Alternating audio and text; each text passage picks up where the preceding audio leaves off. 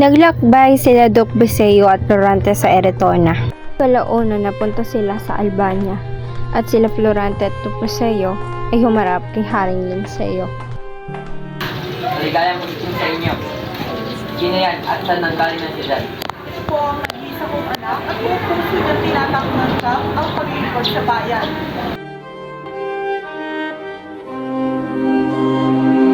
Ay, walang diwasa ang ganda ng anak ni Hari. Tila rin ay parang tumitibok ang aking puso.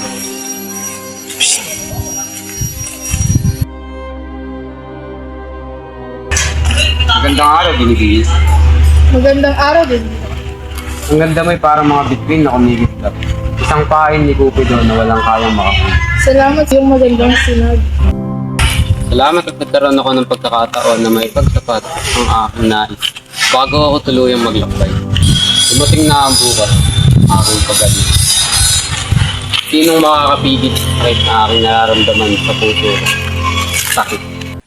Labanan nila Florante at Osmalik. Ugot!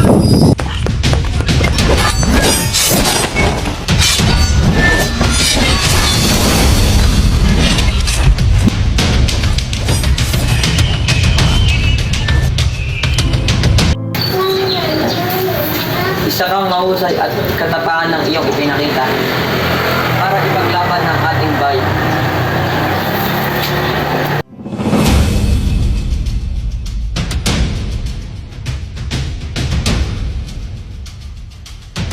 Bakit ganoon ang kaba ng aking dibdib na para bang ang babaeng dakit ay ang aking mahal na Laura?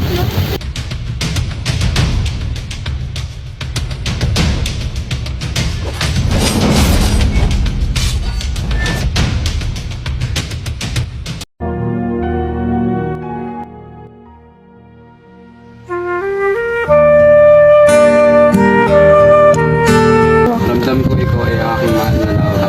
Iba ang tibok ng aking dibdib.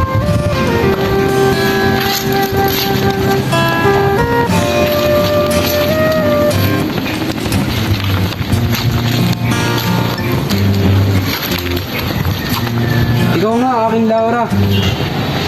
Muntik na akong patayin. Salamat at iniligtas mo. Gagawin ko ang lahat ng proteksyonan ka lang.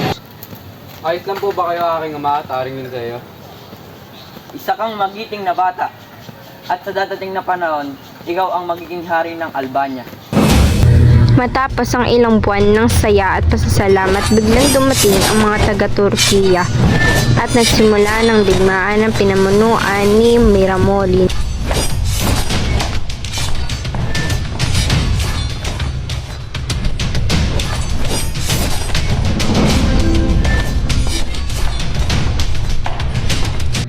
Muling nailigtasan naman ni Florante ang Albania. May natanggap ng sulat si Florante na galing raw sa hari na nag-uutos na bumalik na agad si Florante sa Albania.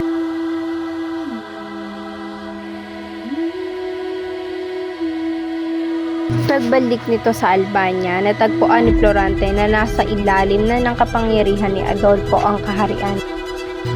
Pagdating pa lang ni Florante, dinakip na siya.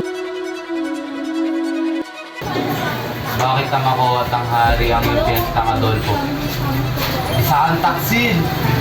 Sa kulungan, nalaman ni Florante na pinaslang ni Adolfo ang May kanyang ama masasakit at pa pang hari. malaman na ikakasal na ang aking mahal na si Laura sa isang taksil na kagaya ni Adolfo.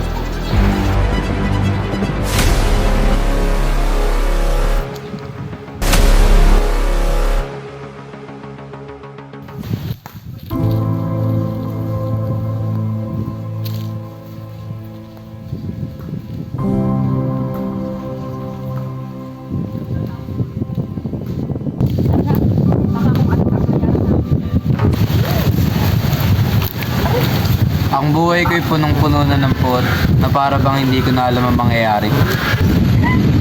Buhay mo'y ngayong natalastas. Ang tuntunin mo naman ngayon ako'y kilala. Ako'y isang prinsipe ng Persia at anak ng isang malupit na si Sultan Ali Adab.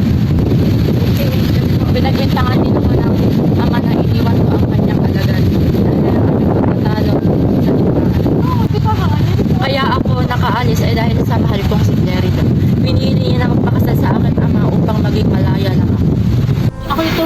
upang hulapin ang aking kasintahan na si Aladdin na nawala ng 6 na taon.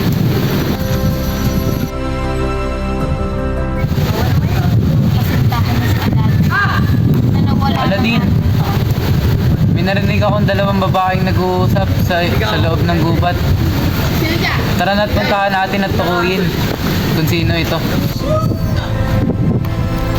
Laura, tila may naririnig ako sa lalaki. Aladdin! Halika na, tukoy natin kung sino ito.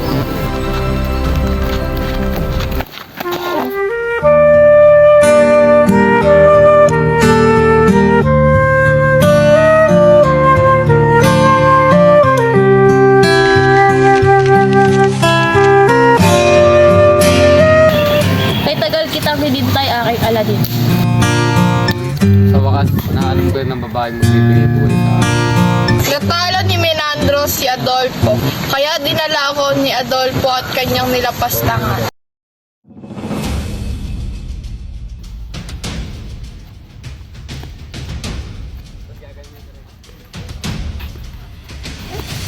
Sa wakas, mapapasakin ka na ngayon. Isa kang taksil, kailanman hindi ako magiging sa'yo.